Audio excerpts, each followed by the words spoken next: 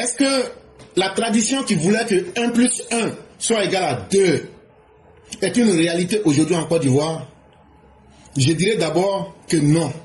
Parce que faire de la politique, c'est d'abord être concret. Et non faire de l'arithmétique ou de la soustraction. Pourquoi j'ai dit cela? Parce que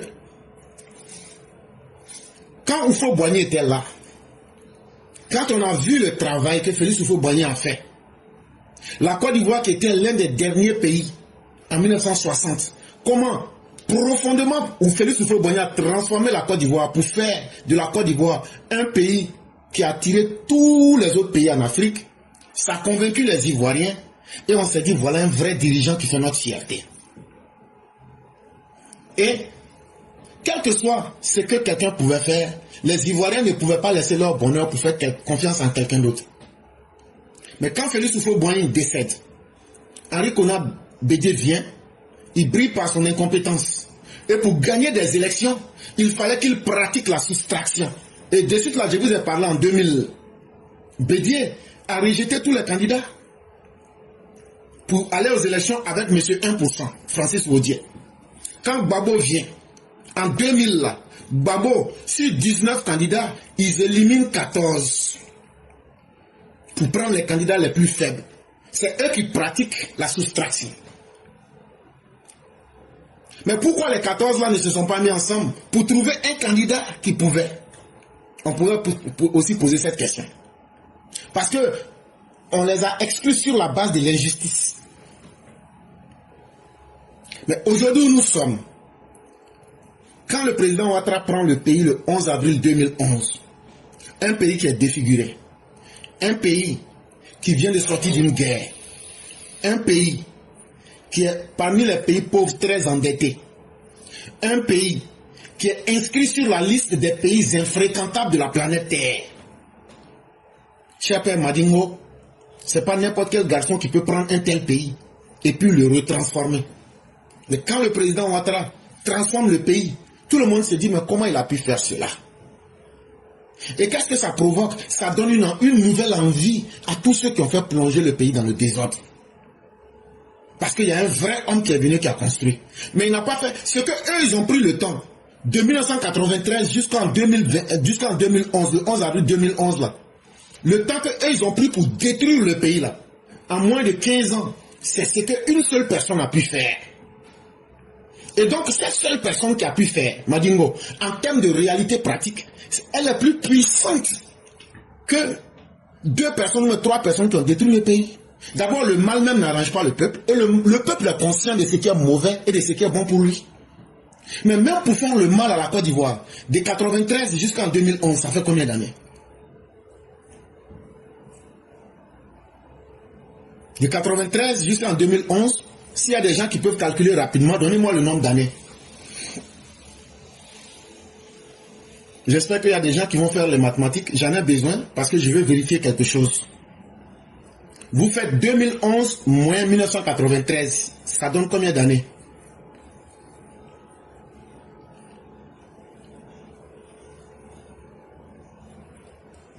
S'il vous plaît, qui peut me faire cette soustraction? Non. 2013. 18 ans. Ok. Donc, cher père, vous êtes témoin. Chaque Ivoirien, vous êtes témoin. Qui a pris le pouvoir en 1993? Le père Martial, vous pouvez ouvrir votre micro. Qui a pris le pouvoir en 1993? Henri Konan Bédié. Ok. Il a perdu le pouvoir en quelle année? 99. Ça fait 6 ans. On est d'accord? Et Gbagbo vient prendre le pays en 2000 jusqu'en 2011. Ça nous fait 11 ans. Donc prenons 17 ans. Ça veut dire là où ils ont pris 17 ans pour détruire la Côte d'Ivoire, Alassane Ouattara a pris 14 ans pour reconstruire ce même pays. Est-ce que gâter est plus facile que d'arranger? Mais même en termes, eux gâtent, c'est que eux gâtent là, en 18 ans, 17 ans là. Alassane Ouattara arrange ça en un temps record de 14 ans. Donc ça veut dire que c'est pas le même poids. Et c'est très important si je prends des chiffres simples pour vous montrer la réalité. Parce que c'est tellement facile de gâter. Mais ce que vous voyez qu'on appelle 18 ans là, ce sont des dégâts d'au moins 60 ans qu'ils nous ont administrés. Mais Alassane Ouattara a corrigé ces erreurs-là à moins de 14 ans. Ça veut dire quoi? Ça veut dire que la capacité du président Ouattara est telle que il n'y a pas un candidat sur l'échiquier politique. Même si on veut là, on prend tous les candidats, on les met ensemble. Je ne parle pas de 1, 2, tout. Il ne peut pas battre Ouattara. Parce que sa capacité à corriger le mal qu'eux ils ont fait, il est même plus rapide à corriger le mal plus que les malfaiteurs. Et donc vous allez comprendre que ce n'est pas le nombre qui fait la victoire d'une personne ou d'un groupe, mais c'est la capacité à apporter le concret aux populations qui convainc les Ivoiriens et qui fait que les Ivoiriens aujourd'hui ont compris que dans chaque village, si je n'ai pas l'électricité, je vais me battre pour avoir l'électricité. Et si ce n'est pas avec Ouattara, je n'aurai pas. Si je n'ai pas goudron là, si je ne me bats pas avec Ouattara là, je n'aurai pas. Si je n'ai pas l'eau courante dans mon village, si je ne me bats pas pour obtenir un Ouattara là, je n'aurai pas. Et c'est ça qui convainc les gens aujourd'hui. Donc ils peuvent être 1000. Ouattara va les battre 1000 élections, il va les battre 1000 fois.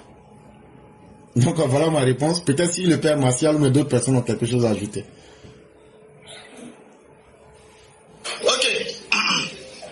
Ah bon, d'accord, je refais mon micro peut-être. Okay. Franchement, bon, là, ce que tu as dit, on ne peut pas ajouter.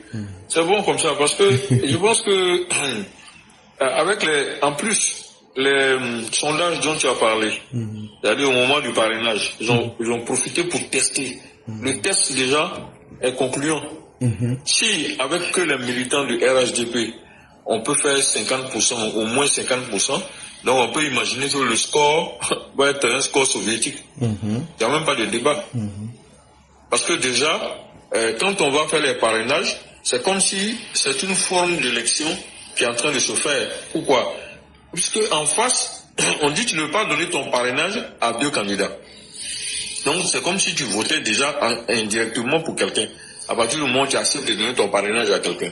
Or, c'est 60 candidats, en griffe, c'est au moins 10 candidats qui sont partis chercher le parrainage. En tout cas, des candidats plus ou moins de poids, qui sont allés chercher le parrainage et qui l'ont obtenu. Il y a même Awa Domelo qui est de ses supporters sur le plateau de NG, a dit qu'il a eu le parrainage sur au moins 25 régions. Voilà, sur les 30. Maintenant, il a eu le parrainage sur les 25 machins. Bon, nous, on est là, on regarde. On les regarde. Moi, ça m'a fait réfléchir. Et je te remercie, éclaireur, d'avoir répondu à un élément très important. Le fait que les gens... j'ai vu une vidéo, justement, d'un jeune homme qui disait que... Je n'ai même pas voulu écouter le reste de la vidéo, mais je suis passé à autre chose. Il dit que... Est-ce que vous avez entendu le RHDP parler du parrainage? On les attend. C'est-à-dire qu'ils cherchent tous les moyens pour contester. D'abord, ils veulent en rechercher à empêcher les élections. S'ils n'arrivent pas à empêcher, comment contester les résultats? C'est-à-dire qu'ils ont commencé déjà à prévoir ces éléments-là. Donc j'entends le gars dire qu'on n'a pas parlé des parrainages. Donc, c'est comme si nous, on n'a pas pu obtenir le parrainage. Et donc, si on n'a pas pu obtenir le parrainage, qu'on accepte la candidature du président Ouattara, c'est comme si on a fait de la forfaiture. Bon, tout le monde sait que ce sont des arguments qui ne peuvent pas tenir la route. Donc, les éléments d'information que tu as donnés là, ceux qui nous ont écoutés, ceux qui t'ont écouté, ils peuvent utiliser ça pour répondre, en tout cas pour se satisfaire d'abord, mais surtout pour répondre à des éventuelles personnes qui voudraient leur faire croire que le RHDP n'a pas parlé de parrainage. On n'a pas voulu en faire beaucoup de publicité parce que c'était pas nécessaire. C'est pas ça qui est important. Pour nous là, parrainage là, ça peut pas être...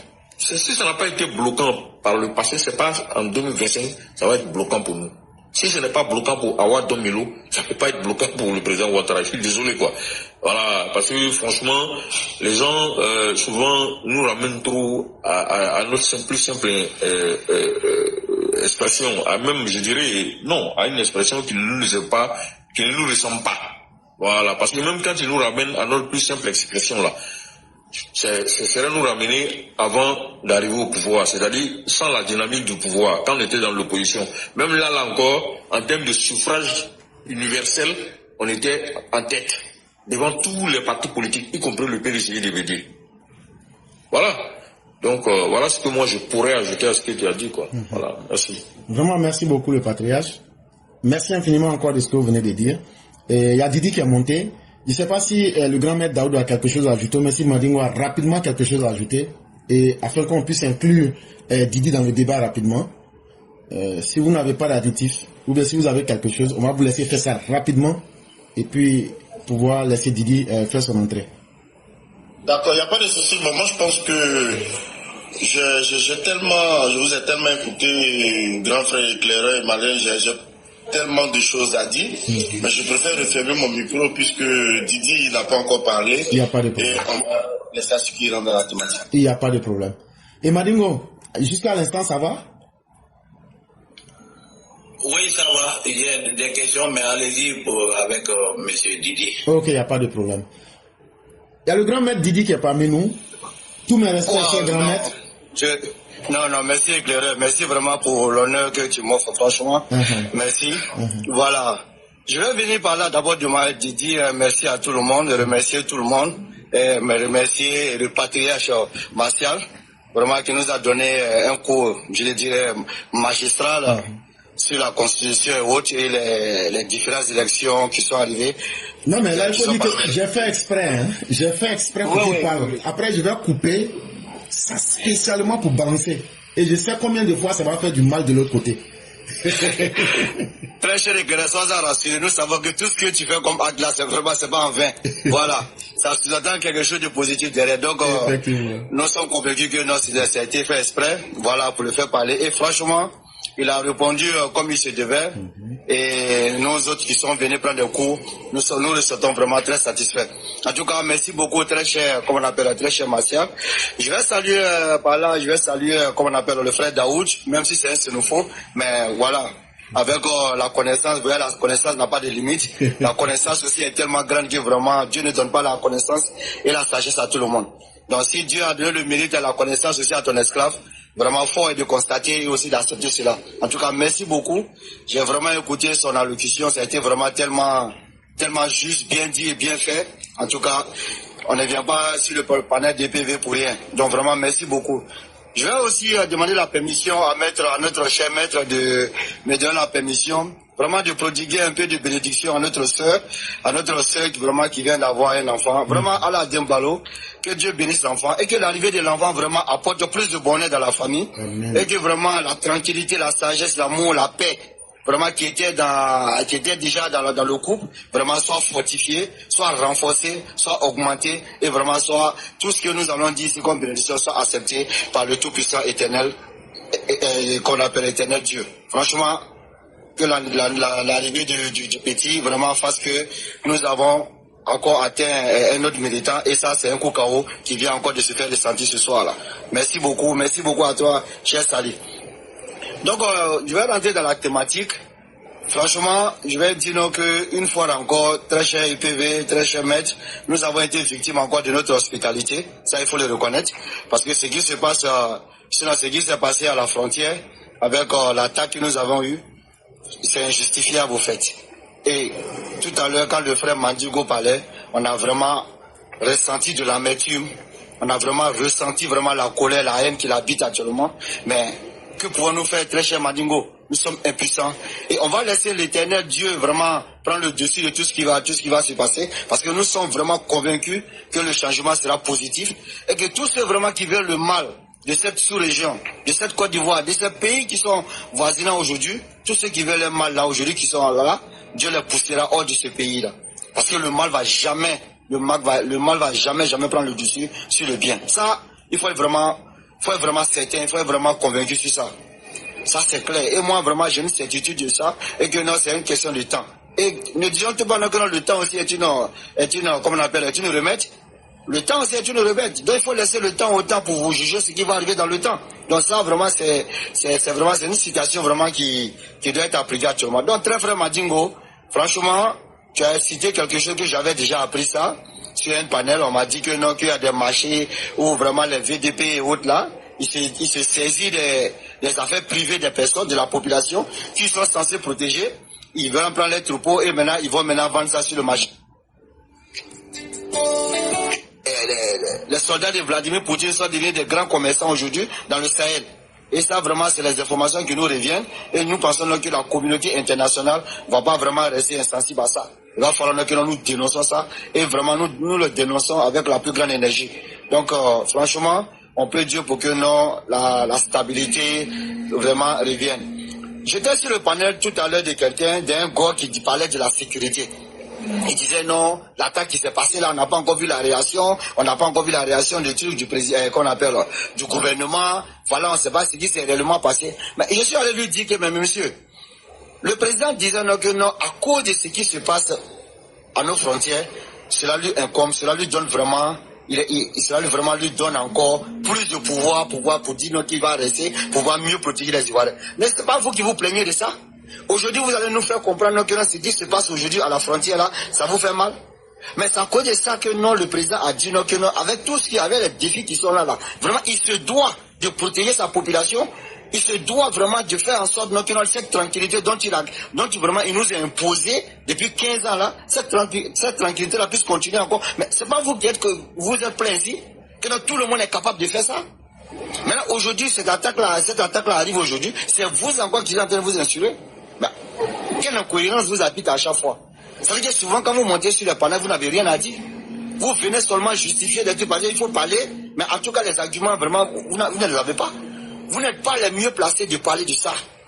Vous pouvez compatir, mais vous n'allez rien apprendre au gouvernement. Parce que ce qui se passe, c'est infime. Si le président aujourd'hui n'imposait pas, n'avait pas reparti cette armée-là, ce que nous allons subir allait être plus grand que ça. Et vous-même, vous le savez. Au fur et à mesure que le temps passe, les ennemis ne font que s'accroître. Les ennemis aussi se préparent. Nous aussi, on se prépare contre les ennemis. Eux aussi, ils trouvent encore, ils sont en train de chercher encore d'autres stratégies. Comment est-ce qu'ils vont pour déjouer tout ce que nous mettons en place? Et c'est cette stabilité-là, c'est cette, comment on appelle, nous voulons que cette paix-là vraiment puisse être durable. Et voilà pourquoi nous avons demandé, nous avons fait une doléance au chef suprême pour pouvoir vraiment rester. Et heureusement, fort est de constater que tellement il aime sa population, mais il a accepté. Il a accepté de nous rebâtir. Donc nous sommes convaincus que ce qui vient de se passer ne va jamais rester impuni. Connaissant l'homme, nous savons que ça ne va pas rester impuni. Parce qu'aujourd'hui, la réaction que nous mène aujourd'hui, c'est une réaction froide. Parce que nous sommes vraiment à la porte des élections. Des gens veulent tout faire pour pouvoir saboter notre élection, veulent mettre vraiment en péril, puisqu'ils savent qu'ils ne peuvent pas gagner les élections. Donc, qu'est-ce qu'ils font? Ils vont vraiment pouvoir maintenant de passer par ces troubles-là pour que nous ayons une instabilité dans notre pays. Et cela ne sera pas fait. Et le président a bien compris ça. Avec une telle maturité, il a bien compris ça. Et nous sommes forts dans ce truc-là. Et nous le suivons et nous croyons en lui. Vraiment, nous croyons en lui et nous savons que tout ce qui se passe et tout ce qu'il pose comme acte, vraiment, c'est tout ce qui sera favorable pour la Côte d'Ivoire. Donc, très cher père, vraiment, je n'ai pas grand chose à dire. Je vais seulement vous dire merci pour le temps que vous prenez, pour nous éduquer, pour nous vraiment nous donner de la connaissance, vraiment nous faire rappeler de ce qui s'est passé dans le passé. Parce que quand vous étiez là énuméré tout à l'heure, les personnes qui ont été vraiment éliminées de façon injuste avec les élections, et ces mêmes personnes qui les ont éliminées, aujourd'hui, ils veulent s'ériger en donnant des leçons. Comme s'ils avaient oublié ce qu'eux-mêmes ils ont posé comme acte dans ce pays-là. Aujourd'hui, ils se jouent les victimes. Sur le travail qu'eux-mêmes ils ont bâti, maintenant on leur montre pour dire que ce que vous avez fait dans le temps là, on pouvait le faire, mais nous allons faire aussi, mais de façon démocratique. Nous allons nous baser sur vos faiblesses. Tout ce que vous avez comme faiblesse, on va prendre ça et puis on va vous chicoter avec ça. Ça, l'état d'âme. On ne va pas vous battre injustement. Mais dès que vous commettez une erreur là, cette erreur là vous sera fatale. On va aller jusqu'au bout avec ça. Ça c'est clair. C'est ce qu'on a fait à Chakadjan. Il fallait d'abord qu'il se rassure quand Vina s'inscrit qu'il était exclusivement ivoirien. Il a failli à ça et nous allons répéter que non, la Côte d'Ivoire n'est pas seulement que pour les Baoulés. La Côte d'Ivoire c'est pour les 63, 64 aujourd'hui, ethnies qui habitent ce pays-là. Donc chaque fois là, comme on appelle Baoulé, comme ça, c'est comme ça. Non, ce temps est révolu. Donc là, tu n'étais pas exclusivement ivoirien, donc tu ne vas pas partir. On avait montré à Laurent Gbagbo qu'il ne fallait pas qu'il braque la banque. Il ne fallait pas le faire. Tu as perdu les élections, tu t'en vas. Le reste, ça ne t'intéresse plus. Si les fonctionnaires n'ont pas eu de salaire, c'est au président élu maintenant qui va faire face à ça. Donc, il fallait partir. Mais tu t'es joué en braqueur, mais nous, on va te montrer que la place des braqueurs, là, c'est en prison. C'est la condamnation. Et cette condamnation, ça est sur toi aujourd'hui, et tu ne peux pas avoir droit à être sur notre liste électorale. Parce que la Côte d'Ivoire n'a pas besoin de braqueurs. on a besoin des citoyens honnêtes pour nous diriger. Donc vraiment très cher, moi je vais refermer mon micro, je vais encore continuer à prendre mes cours, et tout en vous disant merci pour le sacrifice et pour le temps que vraiment vous nous donnez. Merci beaucoup à toi mes chers Martial, merci à toi EPV et Saligram. Bonsoir à tout le monde. Vraiment merci beaucoup le grand maître Didi, merci à tous les grandes têtes qui sont là, hein. Et on a encore notre frère qui vient de s'ajouter à nous, il est redescendu, mais il n'y a pas de problème. Donc on va rebattre les cartes. On va rebattre les cartes. S'il y a quelqu'un, il y a le Tchomba qui demandait la parole. Et je vais faire monter quelques personnes. Je vois qu'il y a beaucoup de personnes qui ont fait beaucoup de demandes. Beaucoup de personnes ont fait beaucoup de demandes. Donc s'il y a quelqu'un... Désolé, je vois pas le professeur, désolé. Tu as vu, tu as parlé encore. Toi, quand tu bois déjà, on ne peut plus respirer encore dans ta main. Okay. Non, je ne voyais pas. Vous savez, moi, je suis attaqué. Mais c'est Dieu qui est fort. Okay. Il y a le modérateur. Je n'ai même pas vu tout ça. Il y a moins désolé. Il y a beaucoup de personnes qui ont demandé la parole. Ok. C'est maintenant que je vois. Okay. Désolé. Okay. Donc, on va faire monter. Si le modérateur veut déjà, lui peut déjà commencer à prendre la parole, le temps que les uns les autres puissent monter. Bonsoir, bonsoir. Bon, je laisse le Tchomba parler d'abord. Il n'y a pas de problème. Je vais céder ma place au Il n'y a pas de problème. Vas-y. Ok. Donc le modérateur, vous avez la parole. Ah, ok, d'accord. Bonsoir à tous. Bonsoir à tout le panel. Et... bonsoir, j'étais vu chez Souma la dernière fois, franchement, c'était une masterclass comme d'habitude. Hein. C'était hier nuit. Oui, c'était hier nuit. Ouais. Oui. J'ai bien apprécié, c'était une masterclass. Et il faut de temps en temps diversifier tes participations aux différents panels pour véritablement faire monter le nom de EPV. Vous n'êtes pas seulement te cantonner à EPV, et c'est bien de diversifier comme ça. Et j'ai beaucoup apprécié la discipline que tu t'es imposée sur ce panel-là.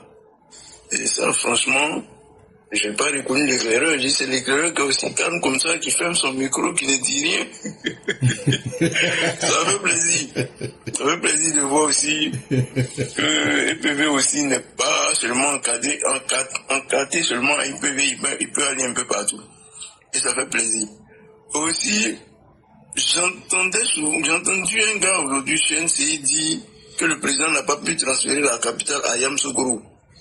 Et que c'était une promesse non tenue. Mais posons-nous la question. La capitale à Yamoussoukro, ça a été décrété quand? En 1983.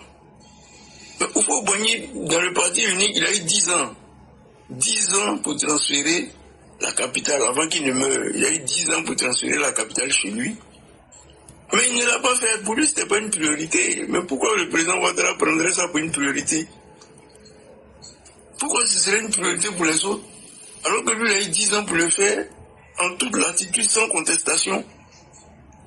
Et les besoins de la population n'avaient pas aussi évolué à cette période-là. Il faut que les dirigeants aient le courage. Il faut que le président Ouattara vienne nous dire que le transfert de la capitale à Yamoussoukro ne suffira pas. Et tout le monde sera tranquille une bonne fois pour toutes. Boaké est en train de faire peau neuve. Korogo a besoin aussi d'être capitale aussi. Pourquoi pas? Comment on va mettre deux capitales à moins de 200 km? Pourquoi? Ça répond à quoi? Ça répond à c'est quelle vision politique ça? Non. Non, Yamoussoukro ne sera pas capitale. Ils ont une basilique, ils peuvent s'en contenter. Ils ont la main au crocodile qui a mangé, les crocodiles qui ont mangé les bienfaiteurs la dernière fois. Ça peut leur suffire. Faire de Yamoussoukro la capitale ne peut pas être un programme politique. Il faut que les gens arrêtent cette hypocrisie-là. Et qu'est-ce qu'il y a de mieux à Yamoussoukro qu'à Boaké ou bien à Korogo? Donc on arrête. On a plusieurs villes universitaires aujourd'hui. Donc on n'a pas besoin que Yamoussoukro soit forcément la capitale. Ça a été mon premier coup de gueule. Maintenant, concernant la sécurité aux frontières, c'est vrai que il n'y a pas de... Le risque zéro n'existe pas en matière de sécurité, c'est vrai, mais il faudrait aussi que les populations aussi soient aussi coopèrent plus ou moins avec les autorités. C'est vrai que d'un côté ou de l'autre côté de la frontière, il y a des familles qui y vivent, ils font beaucoup de trucs ensemble, ils ont beaucoup de partage ensemble. Mais pour ce qui concerne la sécurité, il faut que chacun sache où il vit. Il faut que chacun sache ce qu'il fait. Si tu fais des deals, si vous avez l'habitude de dealer avec d'autres personnes venant de l'autre côté, mais arrêtez. Dites-vous que c'est vrai que vous êtes une communauté homogène, mais vous êtes dans des pays différents. C'est pas les mêmes règles, c'est pas les mêmes lois. La preuve, si un deal se passe mal, que d'autres vont prendre des, je ne sais pas, pour venir vous faire payer, mais il va sans dire que si vous ne collaborez pas avec les autorités, il sera difficile d'assurer votre sécurité. Et puis la première personne qui assure sa sécurité, c'est elle-même. Avant que les autorités n'arrivent, vous avez déjà fait le minimum, déjà les prévenir. Ah, il y a des gens qui sont passés ici la dernière fois là. Franchement, ça ne s'est pas bien passé avec un tel. Nous voudrons que vous gardiez l'œil ici parce que nous ne nous sentons pas en sécurité. Votre premier rideau de sécurité, c'est vous-même. Et si vous taisez et que vous pensez que vous pouvez faire des choses dans le dos des autorités sans en parler, mais vous vous mettez en danger puisque le secteur, c'est vrai, 2 km de frontière, d'autres vont penser que c'est aussi grand, c'est pas 2 km à pied, ça va si vite, hein. Ça va très vite.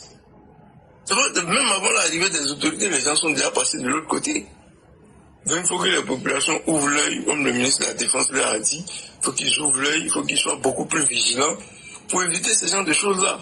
Parce que quand on dit le renseignement d'abord il est humain, avant d'être technologique. C'est à partir du renseignement humain qu'on programme la technologie pour venir en appui de ce que les humains ont donné comme renseignement. Donc il faut que les populations soient beaucoup plus impliquées dans cette histoire de sécurisation. Comme ça sera beaucoup plus simple et beaucoup plus facile pour les autorités. Et on a souhaité prendre l'établissement aux blessés et leurs condoléances les plus sincères à ceux qui véritablement ont perdu la vie dans cette attaque-là.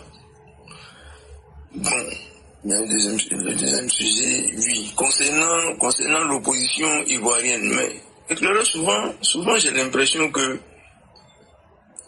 peut-être aller à l'école ne veut pas dire intelligent.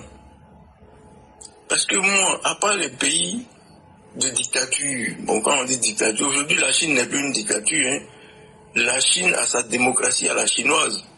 C'est-à-dire Xi Jinping l'a élu à vie. Donc il a fait l'élection là une seule fois, et c'est une seule fois à vie. On ne vote pas beaucoup de fois là-bas. C'est la démocratie à la chinoise. Les Européens avaient considéré ça comme une dictature, mais comme c'est devenu un havre de paix et une usine à ciel ouvert pour le monde entier, ils sont obligés de trouver les mots qui vont avec. Et c'est comme ça. Quand on parle de souveraineté et d'indépendance, il faut être capable d'assurer le minimum vital à ces populations et de pouvoir négocier avec vos partenaires. C'est ça la souveraineté et l'indépendance.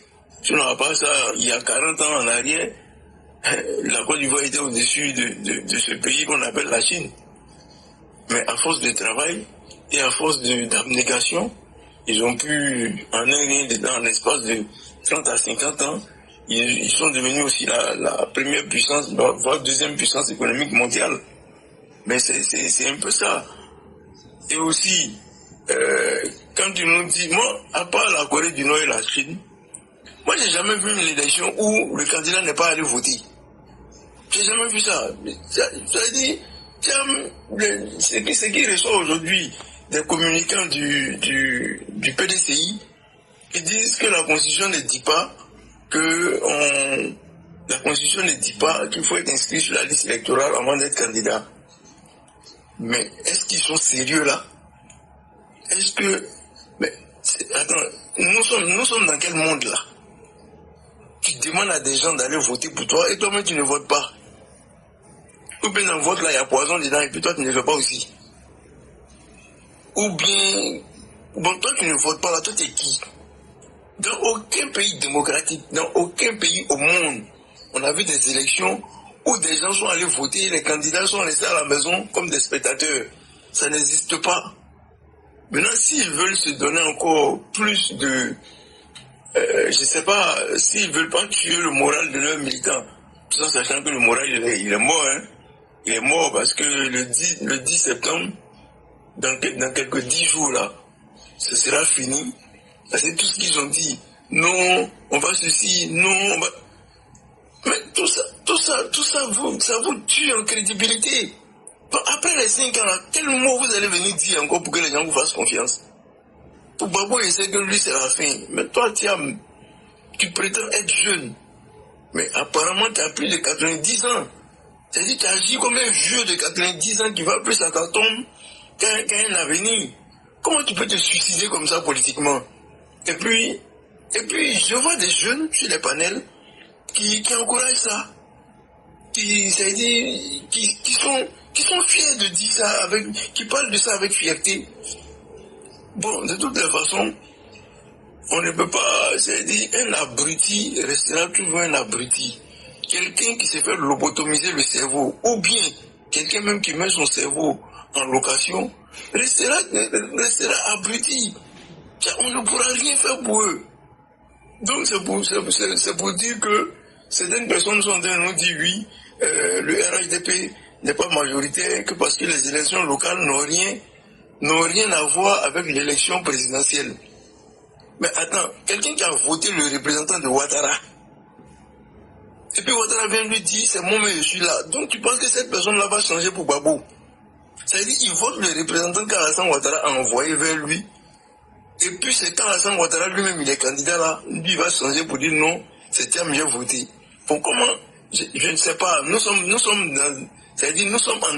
abducie. C'est-à-dire nous sommes dans un pays de fous, dans un pays de tarés. Nous sommes dans un pays où les gens ne veulent plus réfléchir. C'est-à-dire moi j'ai voté le maire qu'Alassane Ouattara m'a envoyé. Et puis Alassane Ouattara vient solliciter mon suffrage. Mais attends. Le maire là, il est le représentant d'Alassane Ouattara. Alassane Ouattara me dit, j'ai besoin de ton suffrage. Et puis moi j'ai dit non, j'ai voté ton maire mais je ne te vote pas. On a l'impression qu'on va envoyer de nouveaux électeurs, qui vont réfléchir autrement que les choix qu'ils ont fait il y a 18 mois. Bon, c'est pourquoi souvent, quand on ne participe plus au débat, c'est pour ne pas devenir plus bête. Sinon, tu discutes avec ces gens comme ça, là, tu n'apprends rien, ça ne t'apprend rien, tu risques même de douter toi-même de ton intelligence, quoi. Tellement les gens sont idiots. Bon, à part ça, si les gens viennent nous dire que Laurent Gbagbo c'était mieux, bon, moi je sais pas, hein, si 6 universités créées est mieux que 0. Si 0 université est mieux que 6 universités, si le 13e mois qu'on ajoute sur les salaires des fonctionnaires et des retraités là, qu'on ajoute là, si c'est mieux que 0, qui c'est mieux que des gens même qui veulent vous renvoyer de la fonction publique? Bon, les vidéos de Gbagbo sont là, il a même demandé qu'on diminue le nombre de fonctionnaires, alors qu'Alassane Ouattara en a pris le double. C'est vrai, moi je comprends. Si tu ne sais pas créer de richesse, tu ne peux pas faire profiter de la richesse aux autres. Si tu ne viens que grignoter dans ce que les gens ont déjà fait et que tu ne peux pas augmenter, c'est difficile pour toi de promettre. Moi je comprends l'opposition parce que ils ne promettent rien, ils ne font pas de programme. Pourquoi? Parce qu'ils n'ont pas l'idée de création de richesse. Ils ne savent pas comment ils vont créer les richesses. Mais le peu qu'Alassane Ouattara a fait là, moi je dis le peu parce que les capacités de création de la Côte d'Ivoire, c'est énorme auprès de c'est énorme auprès de l'infimité qu'Alassane Ouattara a fait en 14 ans. Les richesses qu'on peut encore créer et qu'on a encore en réserve là, c'est tellement énorme. C'est pourquoi ils sont en train de courir derrière le pouvoir. Sinon ils courent pourquoi? Quand tu cours derrière le pouvoir, tu ne peux même pas améliorer la condition de vie des gens de ton village. Regarde, maman, en 10 ans, ils n'ont même pas eu un marché moderne. Pour ça, là, on va dire, bon, la Côte d'Ivoire en guerre, mais il faut faire un marché pour tes parents. Pour qu'ils sachent au moins que tu es passé une fois à la présidence. Ça, là, ce ne serait pas une injure. Il faut voir le marché moderne de Congo aujourd'hui. Ça ne veut pas dire que c'est parce qu'il est au pouvoir, non. Mais il y a des régions, les régions sont gérées par des personnes qui émanent de lui. Mais eux, ils sont obligés de mettre en lumière la personne qui l'envoie. Bon, quand on est minoritaire dans le pays et quand on ne sait rien faire que parler, c'est ce que ça donne comme résultat. Et des gens nous disent de sortir, c'est-à-dire de laisser ce truc-là aujourd'hui. C'est-à-dire cet avantage aujourd'hui qu'on a de création de richesse, de modernisation de la société ivoirienne, d'aller donner à des gueulards, des gens qui en 90 nous disaient qu'avec 1 milliard, lui construire une université. 10 ans de pouvoir, 0 université.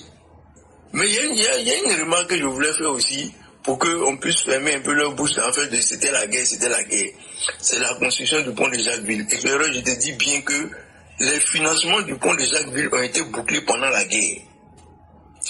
Les premiers pieux ont été plantés pendant la guerre. Le pont même a été construit pendant la guerre. Donc on a un manque de volonté politique. Quand on ne sait rien, quand on ne sait pas comment gérer son pays, quand on ne sait pas comment apporter des infrastructures à son pays, on n'accuse pas la guerre. Bon, aujourd'hui, il n'y aura pas de guerre, ils vont accuser quoi? La dette. Ah, on est venu trouver une dette mirobolante, donc c'est pourquoi on n'a pas pu travailler.